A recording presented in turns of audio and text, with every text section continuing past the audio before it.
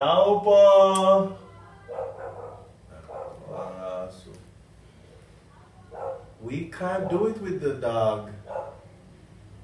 The dog's gonna ruin the video. Hey guys, welcome back to my channel. It's awesome to have you always watching and subscribing. Today I have a very special, I won't say friend, he's more like a brother to me, with us in the studio today, and we're just gonna get to know him, who he is. So Jay, tell us who you are and where you're from.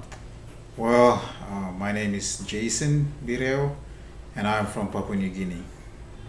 Oh, awesome. So it's nice to have someone from Papua New Guinea. If you're from Papua New Guinea, I'm sure you can relate to the culture and all the different things of Jay.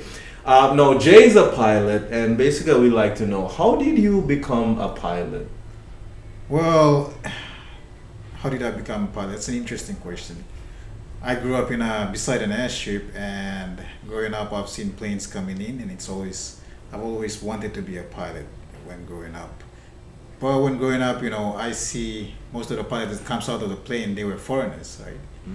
But then there came a moment when one of the planes landed, and then I saw a black guy coming out, and I'm like, wow, if a black guy can fly a plane, why can't I? That's where, my interest in aviation grew. Ah, so awesome. So like, where did you get your training? Did you get into Papua New Guinea, or where did you get your training? I actually did my training here in the Philippines. Did my private, commercial, and instrument, pilot training here. Oh, nice. And how long did it take you to go from not knowing how to fly to having a commercial pilot's license? Well, for those who been through my situation, it's been a long road. For me, it took me like 4 years, actually 3 years, because I had to go back and forth to save up money and come back to fly. Oh, awesome. Not only that, Jay's not just a pilot, but he is a missionary pilot. And I'm excited to know, I want to know, I'm sure you want to know as well, how did he go from just merely observing based on planes flying in and out of your community next door, getting your pilot's license, which takes 3 years, to getting into mission aviation? Well, when I first become a pilot, my intentions were to be a commercial airline pilot. That was my main focus. Mission aviation, I didn't have much about it. The only mission aviation I know of back home was MAF, mission aviation, fellowship. I didn't know much about any other mission aviation aside from that. But what got me into mission aviation was when I bumped into the president of PAMAS, Dwayne Harris. Dwayne Harris. I bumped into him at the school that I was in. That's called Masters Flying School. And yeah, he kind of told me about PAMAS, and I was quite interested. So I shoot him some emails. I got a hold of him, got his contacts, and then I asked him more about PAMAS and what they do. And he gave me some good information about it, and I decided to check it out, and I've been with them for like 3 years now. Wow. And for those who don't know, and those who are on my channel for the longest time, you know that PAMAS stands for Philippines Adventist Medical Aviation Services. They've been operating out of the Philippines since 2007. One helicopter, and I think it's like 4 airplanes, so on. So Jay flies. Which one do you fly, by the way? Which airplane do you fly? I think I fly the smallest and the slowest fleet. It's called a 172, Cessna 172. It's a 4-seater, 150 horsepower. Nice. Yeah. Wow. All right, Jay, you said you've been flying now with Philippines Adventist Medical Aviation Service, or PAMAS, for about what, 3 years? 3 years. I'm sure, you guys can agree with me, he has had maybe lots of experience, right? So we want to know from you, what are some of the experiences you've had that you've been cherishing with you over the past 3 years? I've had some interesting experiences, you've said. But out of all the experience, the 2 experiences that sticks on my mind was one that happened a couple of months ago. I had to transport a 18-year-old female she was pregnant. She was past the due date. So we were transporting her out of an island called Cuyo back to Puerto Princesa, which is the capital of Palawan Island, for a medevac. And on our way back, she was having contractions. And every couple of minutes, like every time she's having contractions, she's kicking me at the back. And it kind of messes up with you when you're a pilot flying and you have all the stress situations going on. But thankfully, by God's grace, we were able to make it in time. I tried pushing the airplane beyond its limit, and we made it in time just for it to go to the hospital to deliver safely. Wow. So like being out there, it's bush flying. People would think that based on the risk involved, you're out there, you're earning a whole lot of money and stuff. Were you like compensated tremendously for all this sacrifice? To those viewers out there who thinks mission pilot is all about making money, I don't think that's the right idea. What I'm trying to say is that I didn't make much. Wow. I pretty much get paid what they call a stipend in a month. It's like $100, 5,000 pesos.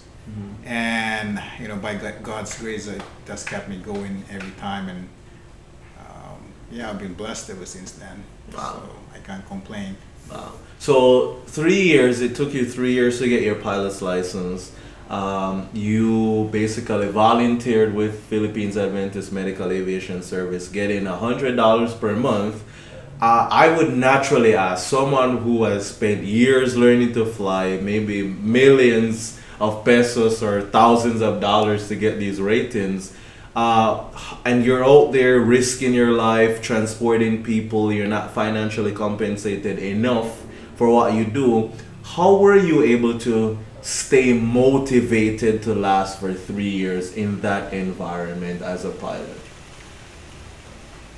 There's two things that motivate me. The first thing that motivates me is seeing God works miracles in situation that's to a man's perspective it's impossible.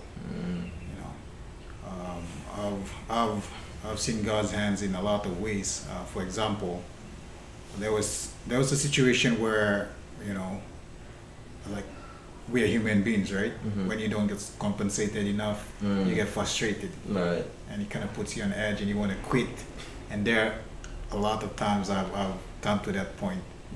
But every time I, voice my concerns to God, He's the one who comes with incredible answers. And He answered to me with a Bible verse that says, "Commit your ways unto the Lord." What was it? I think it's Psalms 37, verse 4 and 5.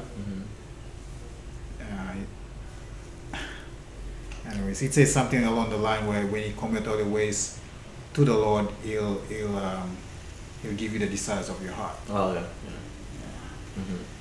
So the second thing that motivates me is, when I see that I'm putting the skills that God gave me into a good use and seeing people being, saved. That's a motivation for me. It keeps me going. Awesome. Okay, so let's be realistic. You mentioned the airplane is slow. I'm sure for those who fly, they know about rough weather, slow airplanes, and so on. Did you ever have any close encounters where danger came really close? Obviously, you didn't die in any crash because you're still here with us. But did you have any close call experience? What was it like? How did you survive? And what lessons did you learn from the outcome of that? Well, there was one incident. There was actually quite a lot, but there was one that stick to my mind and that helped me a lot.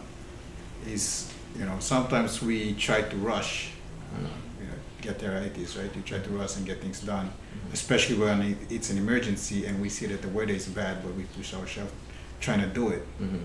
So there was one incident where I saw the weather was bad, but I got to go. I had to go for it, and I decided to go for it because it was an emergency case. And after pushing the airplane through the bad weather, I thought to myself, man, the next time if that kind of situation comes up, I'll try to do better than that. You know, sometimes it's better to avoid the risk. You know, if something does go bad, then the airplane might go down, and you know, you might lose a lot of lives. Yeah. I got you. So you survive, and any lesson you learned from? Oh yeah, you did say that. Count the risk next time instead of allowing the emergency to dictate the decision, basically. We got, you know, I have a fairly good number of pilots out there who have subscribed to my channel. They do watch these videos, and some of them are contemplating mission aviation. There are some who, they're like how you started out as a kid growing up. You just see airplane taking off and landing. Say we have individuals watching and they're contemplating mission aviation. Do you have anything that you could share with them to help them to get into it? Or you tell them, no, don't do it? You know, like, what would you say to someone watching contemplating mission aviation? For someone who's watching, I have to say that it has to be something you feel that God's calling you for. Because if you come with the wrong mindset, things might, you know, not work out the way you want it, and you end up being frustrated or just quitting, you know. So I believe that if you want to be a mission pilot, you have to have a mindset that, you know, you have to feel that it's what God's calling you to do. So that settles it basically if the Lord is calling you to it, because the challenges you'll face based on your experiences financially, you're not compensated enough. The airplane they give you might challenge your skills and your experience. So you really need help outside of your skills, and you need help financially outside of your capabilities to earn and so on, which makes sense, you know, when you think about mission aviation. I know for you, you're coming up on the closure of work volunteering with Philippines Adventist Medical Aviation Services. Would you say the 3 years was worth it? I think it was worth it. It was a blessing for me, and personally, it was like a eye-opening and a character-building experience. You know. I'm curious to know, how did you transition from, like, your training? Did your training help you enough to transition into mission aviation, or when you got into Philippines Adventist Medical Aviation you had to go through another set of training? Like, what was that transition like for you? I'll be honest, like when I did my training, it was all set for commercial operation stuff. And when I come into PAMAS, you know, it's quite different. The environment that we fly through was, you know, grassy strips and short runways, and you have obstacles that they don't train you in school for. Right. So it was like a total new, different ball game for me. Right. And you know, I praise the Lord because He has, you know, put set great people there to teach me incredible skills that I don't think I've learned from my flying school, and I'm really grateful for it. Wow, that's nice. That's nice. So where do you go from here? Like, I know you're coming up to the end of your contract. Life takes you on another journey. Where do you go from here? Well, you know, after being with PAMAS for 3 years and helping people in the Philippines, I've decided to, you know, go back home and help my people. And God has opened a new door for me to go back home, join another Adventist organization back home. It's called AAS, Adventist Aviation Service. So probably towards the end of this year, I'll be making my move. Oh, nice. Well, you've heard it from Jay. Jay's gonna be starting his own YouTube channel. What airplane are you gonna be flying with Adventist? Adventist Aviation Services? Yeah. Like, what airplanes are you gonna be flying with? Well, it's gonna be a lot faster than the 172. How fast? You said the 172 is 150 horsepower. How much horsepower are you talking about? That airplane is a single engine, low wing turboprop. It's called a PAC 750. Oh, nice. And it has like 750 soft horsepower on it. Way faster, guys. That's way faster. I know you just came back from an orientation with Adventist Aviation Service. In a nutshell, like what was your experience like in comparison to PAMAS and then your flight training experience? Now you're gonna go into another different world. What was the strips like and the airplane and the experience after orientation? Well, after being 2 weeks orientation with them, I've come to notice that the dynamics is quite different compared to PAMAS in terms of in terms of flying. In PAMAS, it's all lowland. We fly over water and island. But back home in Papua New Guinea, it's all up in the highlands where the strips and the landscape is quite challenging. Say, for example, we flew to an airstrip that's called Guasa. The thing about that airstrip is like it's inclined at like 10 degrees slope. Wow. And it's one way in and one way out. There's no go around. Wow. So there's gonna be a point where you kind of make up your mind that you're gonna have to hit that bus spot, you know. And yeah, that's one of those trips, and there's countless others, and it's quite a challenge. But I'm grateful that I had an experience with PAMAS that has prepared me for, you know, AAS. Oh, okay. So you're saying basically just coming fresh from flight training, paved runway, nice RAM service, good airplane. You're not sure that would have prepared you for Adventist Aviation Service, basically. Gotcha. Well, it makes sense. So do you have any social media account that you like persons to maybe follow your journey with you? Are you on Instagram? Do you have a Facebook, or you know, whatever it is that you would like person to keep in touch with you if you want? Yeah, I like to keep my Facebook to as a personal stuff, but my Instagram is available. It's you just go type jay.bireo and you'll find me. JY. All right, we'll put a link in the description bar so you guys can see it, and you can follow Jay on Instagram if you ever want to see what he's doing, where he's going next. Personally, I've flown with Jay. It's an awesome experience. I've logged a couple hours with him as my safety pilot, helping me to be orientated into the whole Philippines world. So we're grateful. Thank you for joining us, Jay. It's a blessing. I'm gonna miss you when you leave for Papua. I definitely want to go over to Papua New Guinea and visit. Save me a seat on that Pac 750, 650 or 750? 750. Pac 750. So hit that thumbs up bell, subscribe to the channel, share this link.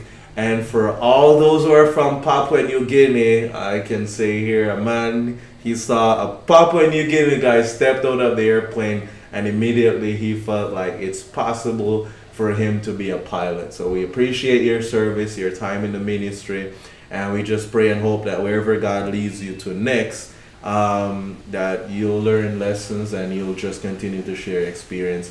Thank you for watching. Subscribe to the channel. See you. Talk to you soon.